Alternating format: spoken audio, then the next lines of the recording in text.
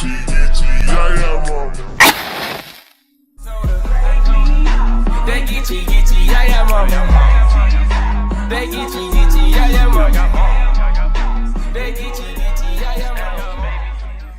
you all, I'm BlaqueWitchYaya. Thank you so much for tuning into this video. Today we are back with another book from our guy Antoine. But today we are back with TJ Young and the Orisha book 2. And this is the WindWeaver's Storm. And first of all, can we acknowledge how I tried to match the theme of the book? Hello? Okay. So most of you guys have probably already read this book, because if you've seen my videos on book 1, you probably already got hooked onto the series, because like I said, this is like a Harry Potter mystery and our type of magic. So it's really for us, by us. So these books are very, very interesting. So I had to come back with book number 2 because we have more Orishas that are introduced. We get to see TJ really dive deep into Ifa Academy and really tap into his gift, because we know in book 1, in part 1, and make sure you watch those videos first, because I'm going to pick up right where we left off. So I don't want you guys to be behind. But he really gets to tap into himself and really discover himself. I feel like he's going through like a puberty growth spurt, but in a mystical, spiritual type of way. And y'all, let me tell y'all thought it was plot twist in book number 1. This book right here, I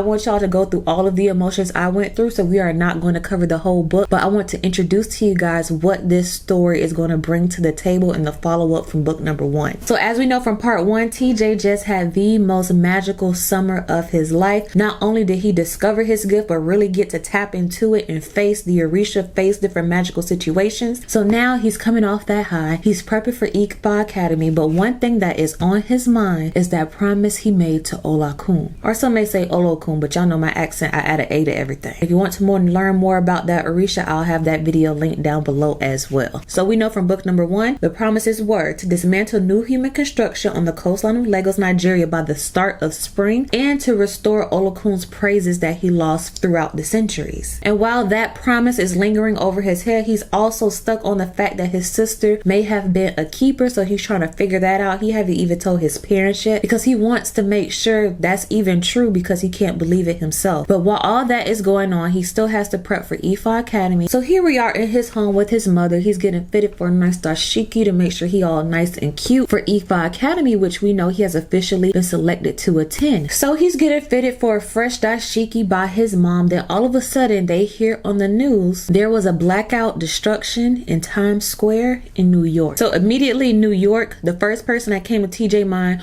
was Manny, because he knows that she's currently in New York. So he's like, oh my gosh, what's going on? Is she okay? And then on the news he hear the catalyst behind this destruction could be behind a diviner child. And he's hearing this on the news for, you know, the magical people, because they have their own magical news, and the clouded people, the unmagical people, have their own news as well. So he's hearing the catalyst could have been a diviner child. Yes, Manny, it's her. What is going on? But for the clouded news, the regular folk, the unmagical people, they were able to disguise the situation as like a movie stunt gone wrong. Like, oh, sorry, we were filming a movie, then something happened. Even the UCMP officers were able to edit the videos and footage magically that people were recording to make it look like someone was swinging from a harness, then like an accident happened. So they were really on it to cover this up. So the person who was about to get the real tea on what's going on was TJ, because right as his mom and him were watching the news trying to figure out what's going on, Manny calls.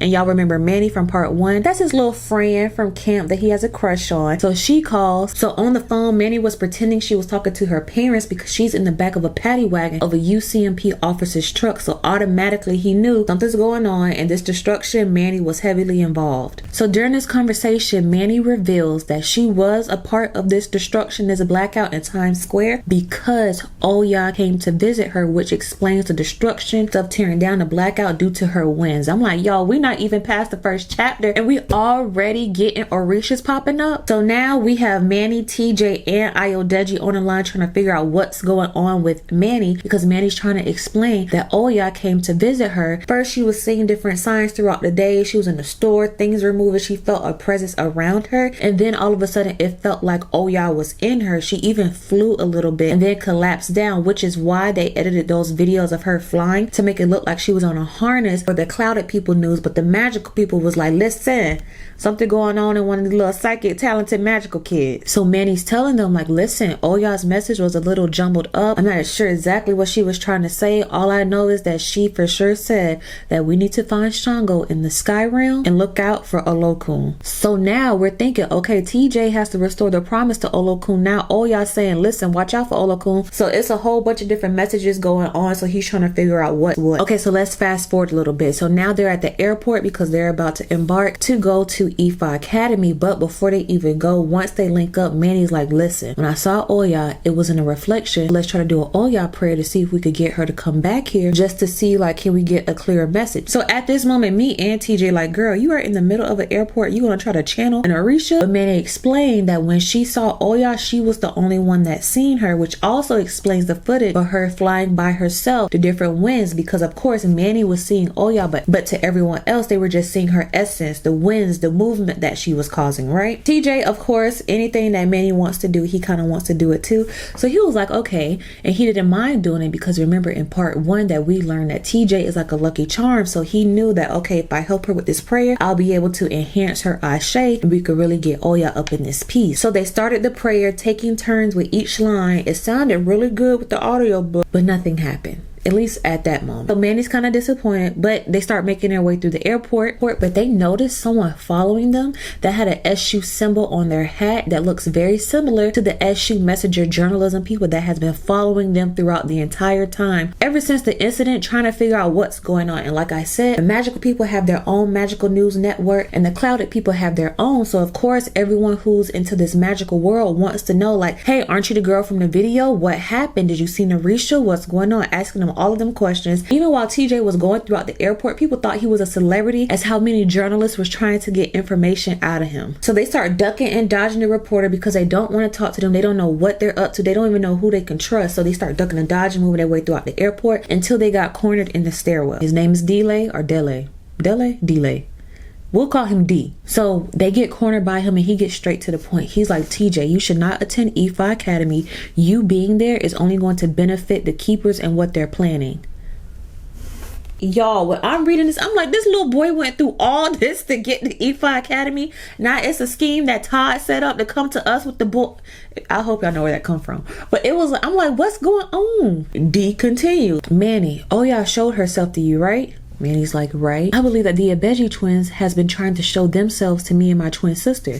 You guys know the Abeji twins are twin Orishas. We'll cover them sometime in the future. So mind you, this entire time they're kind of looking at this individual side eye because D is one of the writers for the blog. So they're like, are you just trying to come up with the story? Like, why are you even talking to us? Is this your way of trying to get information out of us by like trying to relate to us? So while D is continuing trying to explain himself, all of a sudden he is shot against the wall, wired up, tangled up, and trapped onto the wall by somebody else. While D is being trapped on the wall, wires crossing all over him, tangling him up. He's yelling, the keepers must be stopped. The Abeji have the golden chain. The Abeji have the golden chain. Then a wire wrapped around his mouth. We could no longer understand what he was saying. And the person who did this was Captain Johnson from the UCMP force. So now Captain Johnson is like, sorry about that, Mr. Young. I couldn't get here sooner. So TJ is like, how did they even know to get here at all? Are y'all watching me? And then Captain Johnson is like, of course we are.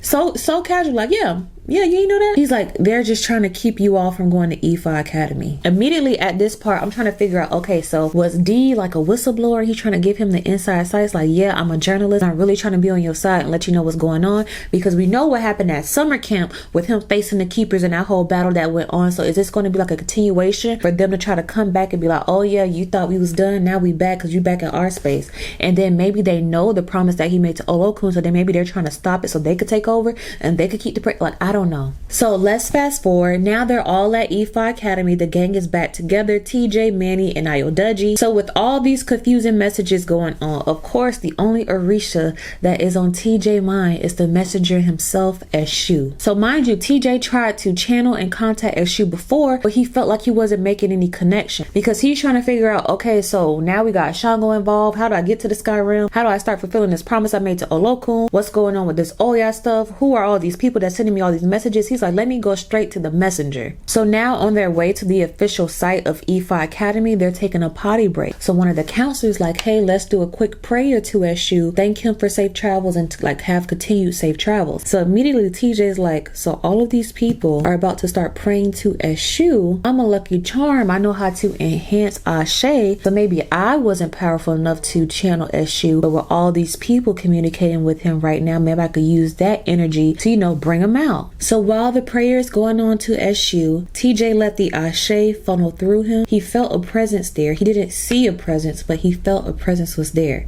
It wasn't until he went to the restroom, washed his hands, and then he looked up into the mirror and he saw Eshu. Eshu immediately snapped his fingers and a flame birthed from his finger. And he suggested for TJ to turn on the sink and spark a flame from his finger as well. So of course TJ did that because he's trying to get a message. So he did exactly what Eshu said. And so from there it created a steam on the mirror, and Eshu was able to write out his message to TJ. So TJ's like, Eshu, I've been trying to contact you. Like, what's going on? Mind you, if we rewind a little bit, all of the times that TJ was trying to channel Eshu actually popped up. Like one time he tried to do it in his home, and then all of a sudden he started hearing this bell ringing from a spicy corn cart that was walking by, and Eshu was like, that was me.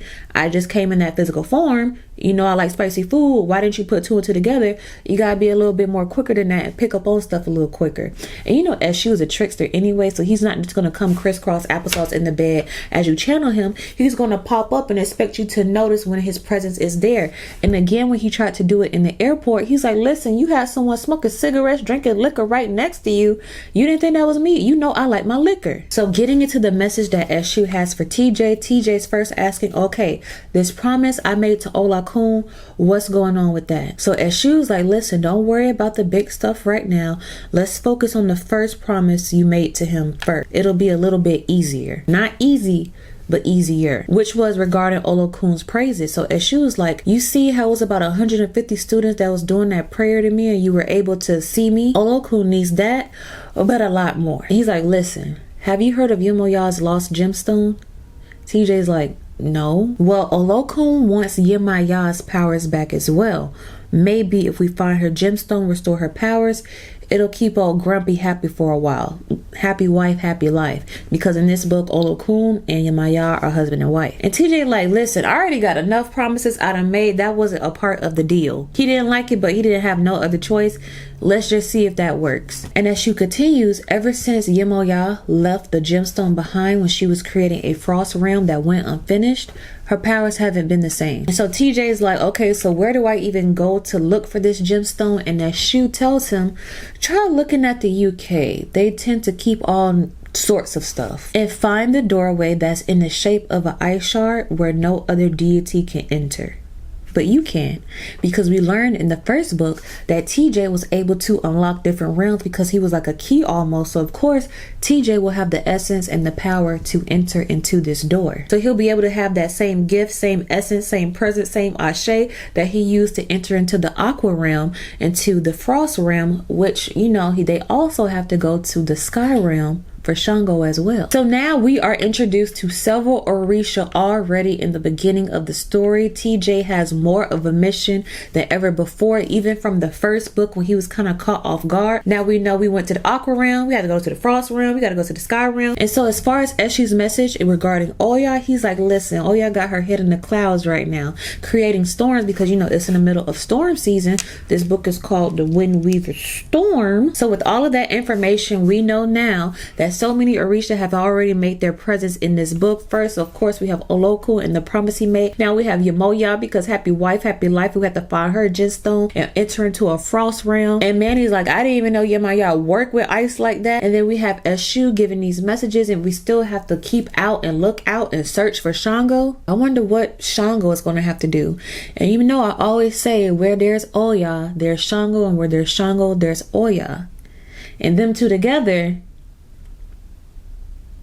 So I'm going to stop right here for this book, just because with so much happening in this book, you have to read it. You have to pick up on every single detail, every single clue. This will be a 3-hour video of me just reading this book out loud so you could get the full picture. So I have this book linked down below, but I will tell you that the theme of this book, and it says it on the back, and this will be a nice little token for y'all to take. It says, never make a deal with the deity. Promises with one are impossible to keep. So if you want to find out the adventure of TJ facing these different Orishas, trying to keep up promises, trying to restore powers and find Orisha and encounter Orisha, is he powerful enough with his encounter with Oya? If you want to find all that out, make sure you pick up TJ Young and the Orisha 2, The WindWeaver's Storm by Antoine Bendella Ella.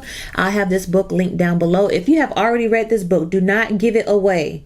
Just say you enjoyed it, and let's let the clouded people read this book. But thank you guys so much for tuning into this video. And like I always say, as above, so below, as within, so without, as the universe, so the soul. Until next time, you guys, Ashe, baby.